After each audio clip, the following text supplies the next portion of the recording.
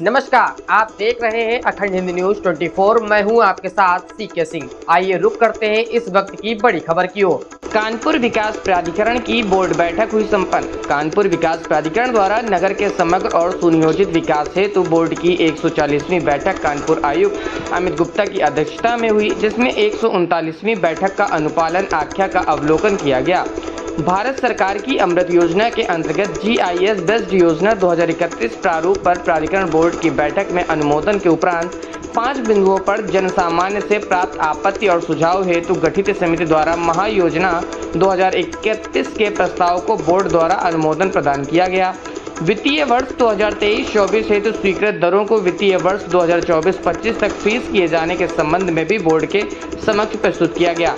प्रस्तुत प्रस्ताव का अनुमोदन हुआ। प्राधिकरण की योजना में निर्मित फ्लैटों का कब्जा पंजीकृत अनुबंध के आधार पर दिए जाने के संबंध में कीमतों में EWS फ्लैट की कीमतों में 25%, LIG, MIG, HIG में 50% की धनराशि के साथ अब तक की जमा किस्तों पर अनुबंध के आधार पर कब्जा दिए जाने की स्वीकृति भी दी गई। कमला टाउन ट्रस्ट कमला नगर स्कीम अभी बोर्ड द्वारा अनुमोदित नहीं की गई है। कानपुर बोट क्लब में फ्लोटिंग रेस्टोरेंट एवं क्रूज की स्थापना के कार्य संबंध में बताते हुए मदन सिंह गरब्याल ने कहा कि लगभग 400 लाख रुपए का व्यय संभावित होगा।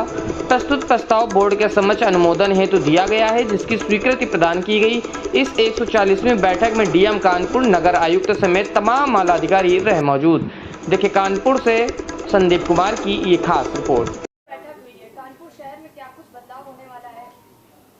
आज 140वीं बोर्ड बैठक थी।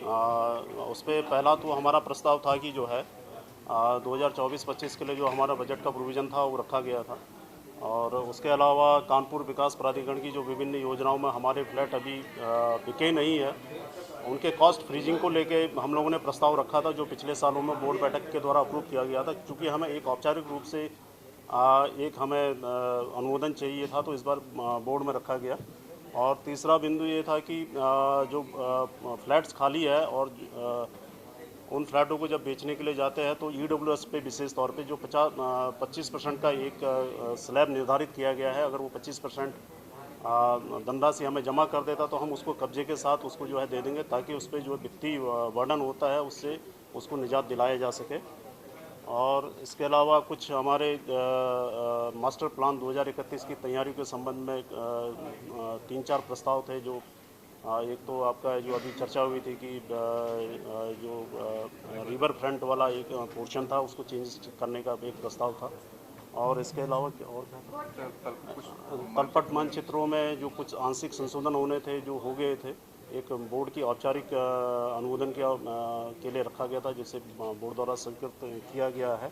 और इसके अलावा कानपुर बोट क्लब में फ्लोटिंग रेस्टोरेंट और क्रूज की स्थापना के कार्य किए जाने हैं, जिसके लिए यहाँ बोर्ड के सामने प्रस्ताव रखा गया था, जिसे बोर्ड द्वारा शहर से स्वीकृति दी गई। सर, शहर में काफी अवैध निर्माण हो रहा है, आप सीलिंग की ताबड़तोड़ कार्रवाई भी कर रहे हैं, लेकिन अभी भी भूमाफिया डर नहीं रहे हैं। चूँकि अभी सीलिंग की कार्रवाइयाँ शुरू है, तो अब धीरे धीरे और हम इसको प्रभावी तरीके से आगे बढ़ाएंगे, और निश्चित रूप से कोशिश करेंगे कि एक परिणाम सामने आए और सारी चीज़ें रेगुलराइज करने की कोशिश करेंगे। सर, आज सीलिंग होती है, दूसरे दिन वहाँ पर सीलिंग खोलकर हाँ, कुछ इस तरह की शिकायत आप ही लोगों के माध्यम से हमारे पास में आई है। कुछ हम लोग कार्रवाई भी कर रहे हैं, जो हमारे यहाँ से दोषी कर्मचारी अधिकारी हुए उनके विरुद्ध भी कार्रवाई होगी, और जो कर रहा है इस तरह से लॉज का वायलेशन कर रहा है उसके विरुद्ध हम कठोर कार्रवाई करेंगे। सर, पर्यटन को बढ़ावा देने के लिए जो फ्लोटिंग रेस्टोरेंट है और क्रूज है, ये कब तक संभावना है कि शहरवासियों को इसका लाभ मिलने लगे? जल्दी से जल्दी। अभी तो बोट क्लब चल ही रहा है, उसी के साथ साथ हमें करना, तो जितनी जल्दी हम हो सकेंगे 6 महीना तो मान के चले 6 मंथ मिनिमम। क्या इसमें कुछ ऐसा है कि क्रूज में क्या क्या फैसिलिटीज होंगी? अभी तक ये इस पे कुछ हो पाया? अभी इस पे कार्रवाई चल रही है कि क्या क्या फैसिलिटीज़ हम रखेंगे, अभी इस पे चल रहा है। अभी तो केवल हमने एक अनुमोदन लिया है कि ताकि हम इस कार्य को आगे बढ़ा सके और उसकी डिटेलिंग हम कर सकें। आपको ये खबर कैसी लगी? इस खबर का सुझाव एवं विचार हमें कमेंट सेक्शन में जरूर बताएं, और लगातार छोटी बड़ी खबरों से अपडेट रहने के लिए हमारे चैनल को जरूर सब्सक्राइब करें।